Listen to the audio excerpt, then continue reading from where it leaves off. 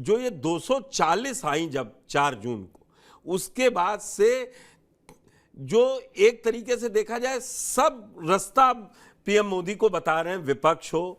देखिए यूपी में हार की समीक्षा भी शुरू हो गई है, बैठक कमेटी गठित कर दी गई है, और उन सबके बीच संघ की ये बयान, रतन शारदा का लेख हो, इंद्रेश कुमार का लेख हो, या नागपुर में संघ प्रमुख का बयान। देखिए पुष्कर जी, सफलता के कई बाप होते हैं और असफलता अनाथ होती है, ये तो अब स्पष्ट दिख रहा है।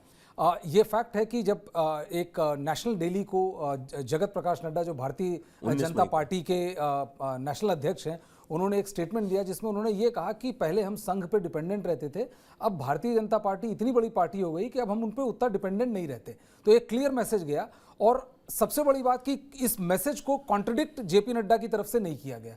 तो ये बाद में लोगों ने कहा कि नहीं, ये बयान का एग्जैक्ट ये मतलब नहीं था और ऐसा था और वैसा था। तो ये क्लियर था कि इस बयान का कोई कोरेंडम नहीं छपा, कहीं से कोई इस बयान को काटता हुआ बयान नहीं आया।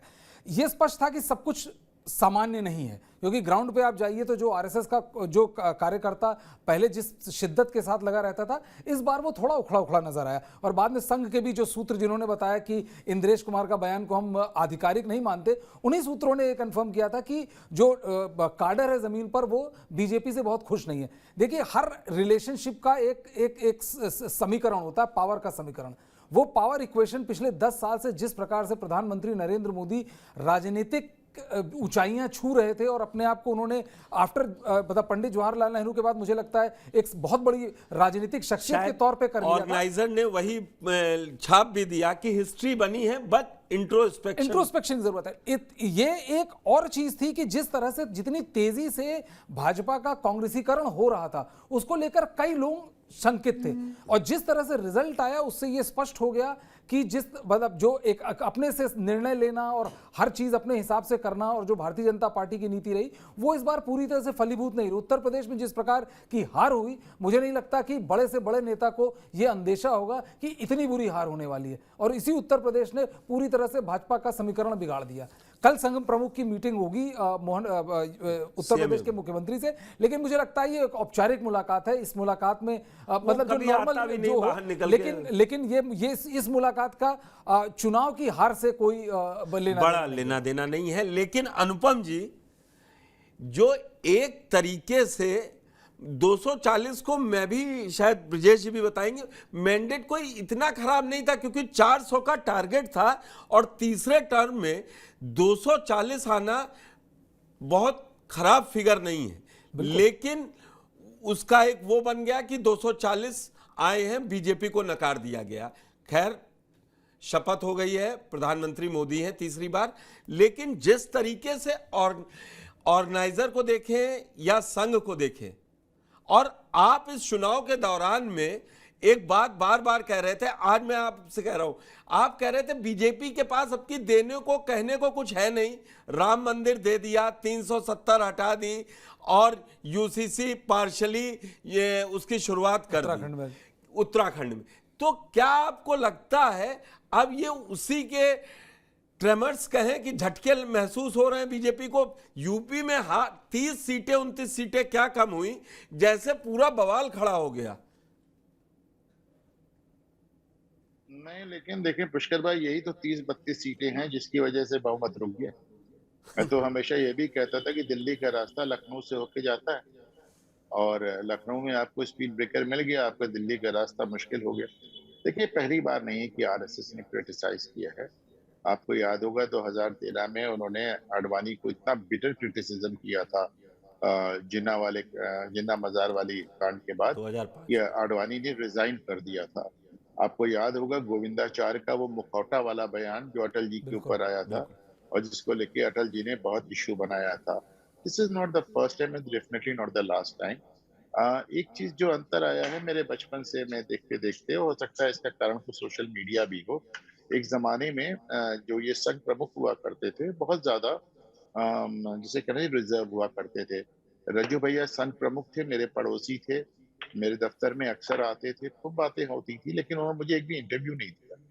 और ये मैं देख रहा हूँ कि पहले के सुदर्शन साहब के समय से, और उसके बाद मैं मोहन भागवत साहब को देख रहा हूँ। कि ऐसा कोई चुनाव नहीं जाता जिसके पहले वो कोई ऐसा बयान ना दे कि जिसको झड़ाने और फुकाने की जरूरत पड़े।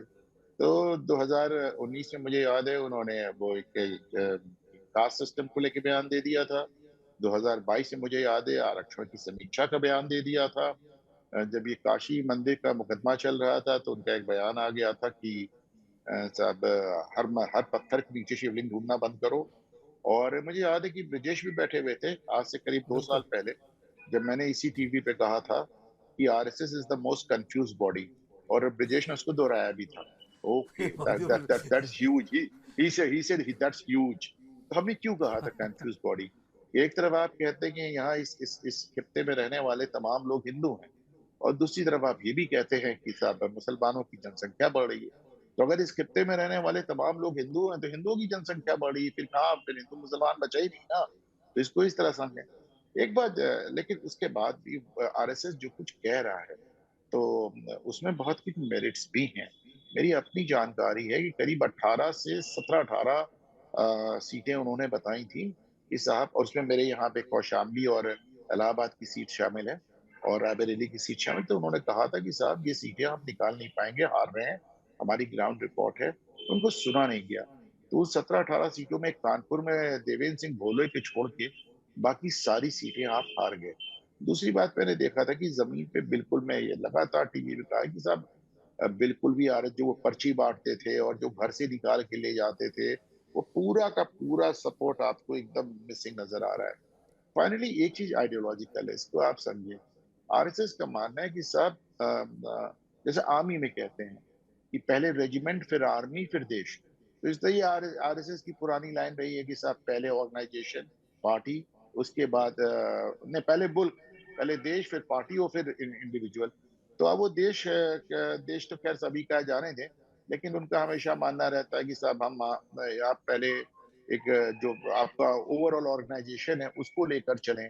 और मैं बार-बार कहता हूँ कि सरकार ना एनडीए सरकार थी, ना भाजपा सरकार थी, मोदी सरकार थी। मोदी का अपने ऊपर बहुत ज़्यादा फोकस कहीं न कहीं आरएसएस को डिस्टर्ब कर रहा था। बट हैविंग सेड दैट, उन सबको हटा के मुझे एक बात जो अजीब लगती है, ठीक है आरएसएस कह रही है उसको हक है, 100 साल से उन्होंने ही बैकिंग दी है, उन्हीं के कार्यकर्ता जाते हैं गली, कितनी जगह मैं यहाँ पे जाता हूँ, दलित बस्तियों में जाता हूँ, भाजपा कार्यकर्ता तो नहीं जाते ना वहाँ, बिल्कुल नहीं जाते, वो तो सब अपना राजनीति कर रहे हैं। पर मुझे वहां पे भी आरएसएस के कार्यकर्ता मिलते हैं, मैंने देखा है। तो उनको कहने का हक है वो। लेकिन एक शख्स जिसकी बात मुझे समझ में नहीं आई, जो मुस्लिम राष्ट्रीय मंच बुला के 1.5 दशक से चला रहे हैं, के साल सुदर्शन में 2 मनाक बार गए थे शायद। नहीं नहीं, मैं तो बात कर रहा हूँ इंद्रेश कुमार की, जो साल में 2 बार रोजा इफ्तार कर रहे हैं। और जितने रोजा इफ्तार उन्होंने किए हैं, कुल उतने वोट भी भाजपा को नहीं दिला पाए वो, ना आरएसएस से जुड़ा पाए। तो मुझे लगता है ना, वो एक कहते हैं सूप बोले तो बोले चलनी क्या बोले, भाई कौन बोल रहा है यार। मतलब मुस्लिम राष्ट्रीय मंच के नाम पे आप पूरी दुनिया में छाए हुए हैं, बीबीसी से लेके अल जजीरा को इंटरव्यू दे रहे हैं, रोजा इफ्तार की तरह क्या क्या कर रहे हैं, और एक दर्जन आदमी आप नहीं जोड़ पाए, ना आरएसएस से ना बीजेपी के। इसलिए मैं आरएसएस की बात को उतना वो नहीं ले रहा हूँ, लेकिन इंद्रेश कुमार की बात थोड़ा सा मुझे आयरॉनिकल और थोड़ा सा हल्की लगती है पुष्कर।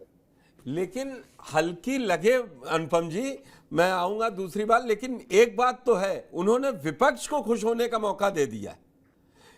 इस पे सेकंड राउंड में क्वेश्चन अभी विपक्ष तो मैं तो देख रहा हूँ सोशल मीडिया पे सब के सब मोहन भागवत का वीडियो ट्वीट कर रहे थे। तो मैं सोच रहा था कि साहब राजनीति भी कमाल की चीज है।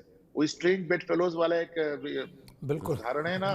तो एकदम की मतलब मैंने कब सोचा था कि वामपंथी और ममता बनर्जी और कांग्रेसी और आम आदमी पार्टी के लोग मोहन भागवत का वीडियो चलाएंगे और कहेंगे साहब क्या खूब कहा, क्या खूब कहा। तो मतलब मोहन भागवत के वीडियो पे वाह वाह करते देखेंगे हम कांग्रेसियों को, ये भी सब हमने देखना था, देख लिया। तो मैं एसके दत्ता साहब पास जाऊंगा।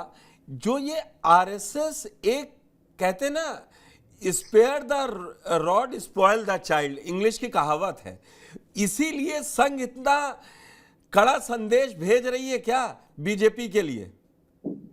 उसके लिए कोई नहीं है। पूरे विश्व में आप विश्व गुरु बनने की कोशिश कीजिए, कुछ कीजिए, अगर आपने रिजल्ट नहीं दिया है, 2 चुनाव दिया तो वाहवाही लीजिए, और जहां आप अप टू द मार्क नहीं आए तुरंत संदेश आ गए। और मुझे लगता है कि ये धीरे धीरे करके अभी ऐसा नहीं है कि 2-4 दिन डिबेट में चलेगा और खत्म हो जाएगा। ये बयान अब 27 का यूपी का चुनाव हो, 25 का बिहार का चुनाव हो, कम से कम हिंदी बेल्ट में सबके लिए ये चलता रहेगा। बीजेपी को इससे कैसे कैसे निपटेगी बीजेपी? प्रश्न और महत्वपूर्ण बात यह है कि आरएसएस पेरेंटियल ऑर्गेनाइजेशन है। भारतीय जनता पार्टी उसका राजनीतिक शाखा है, जैसे विद्यार्थी परिषद स्टूडेंट विंग है, वीएचपी आपके सांस्कृतिक विंग है, दुर्गा वाहिनी महिला विंग है, इस तरह से है। तो पेरेंटियल ऑर्गेनाइजेशन होने के नाते नैतिक अधिकार बनता है और नैतिक क्षेत्र पे रहता है कि जहाँ पे अच्छा काम हो वहां पे शाबाशी भी दी जाए, और जहाँ पे थोड़ा सा चूक हो तो पिता होने के नाते बेटे को सही रास्ता दिखाना भी आवश्यक होता है। ये परिवार के अंदर भी होता है, समाज में भी होता है, और किसी संगठन के अंदर भी होता है। हम लोग सबके सब राइट विंग विचारधारा से जुड़े हुए हैं, पर हम लोगों का पहला आस्था आरएसएस के प्रति है। उसके बाद किसी उसके जो एफिलिएट ऑर्गेनाइजेशन है उसके लिए बाय डिफॉल्ट हो जाती है, भाजपा के लिए ऑटोमेटिकली हम लोगों का आस्था हो जाता है। आरएसएस ना कभी कंफ्यूज्ड संस्था था, ना कभी कंफ्यूज्ड संस्था रहे। आरएसएस जब हिंदुत्व की बात करती है वो राष्ट्रीय परिपक्ष में सांस्कृतिक दृष्टिकोण से हिंदुत्व की बात होती है। आरएसएस जब कहता है कि ये देश हिंदू है तो वो सांस्कृतिक दृष्टिकोण से कहा जाता है कि ये सांस्कृतिक दृष्टिकोण से, सामाजिक दृष्टिकोण से हिंदू है। और इस पे मोहरा माननीय उच्चतम न्यायालय भी उस ऐतिहासिक आपके जो डिसीजन है 1993 के, उस पे मोहरा माननीय उच्चतम न्यायालय ने भी लगाया था, जब उच्चतम न्यायालय ने कहा था कि भारत सांस्कृतिक दृष्टिकोण से हिंदू है। तो इस पे तो किसी तरह की डिबेट नहीं होनी चाहिए। दूसरी बात यहाँ पे ये आती है कि जब अल्पसंख्यक को लेकर जब बात आती है, मुसलमान बिरादरी का पॉपुलेशन अगर देश में बढ़ रहा है तो वो सांस्कृतिक दृष्टिकोण से नहीं बढ़ रहे हैं, वो लोग कहीं ना कहीं पे धार्मिक दृष्टिकोण से बढ़ रहे हैं। और उसके साथ साथ इस देश में घुसपैठी एक बहुत बड़ा मुद्दा है, रोहिंग्या एक बहुत बड़ा मुद्दा है, देश के अखंडता को लेकर बहुत बड़ा चुनौती है। तो उस पे अगर चीजें आकर्षित किया जाए, उस पे अगर ध्यान दिया जाए, उसके साथ साथ चिंता अगर अपने तरफ से रखा जाए तो वो हर इस देश के नागरिक को, जो इस देश के संप्रभुता पे मानते हैं, कॉन्स्टिट्यूशन को मानते हैं और इस देश को अपना मानते हैं, और इस देश के नागरिक होने के नाते उनकी नैतिक जिम्मेदारी बनती है कि इन सब मुद्दों को सामने रखा जाए और इन सब मुद्दों को लेके कहीं ना कहीं पे लीगल वे में, सामाजिक वे में, पॉलिटिकल वे में इस पे संघर्ष होने की आवश्यकता है और इस पे डिबेट होने की बात आती है। जहां इंद्रेश कुमार जी की जहां बात आती है, इंद्रेश कुमार जी ने जो बयान दिया है उसका स्पष्टीकरण भी आ गया है आरएसएस की तरफ से। वो कहीं ना कहीं ऑफिशियल स्टेटमेंट नहीं है, सूत्रों के आधार पे है। और मैं एक बात बताऊं इसके दत्ता साहब, ये नहीं चलेगा कि अच्छा अच्छा खा लेंगे और कड़वा कड़वा थू थू। देखिए, दो बातें संघ को साफ करनी पड़ेंगी ना। अगर वो अपने 100 साल के कार्यक्रम को मनाने जा रहा है और उस पर विचार कर रहा है कि कैसे हो, उसमें बीजेपी के संगठन मंत्री भी जाएंगे।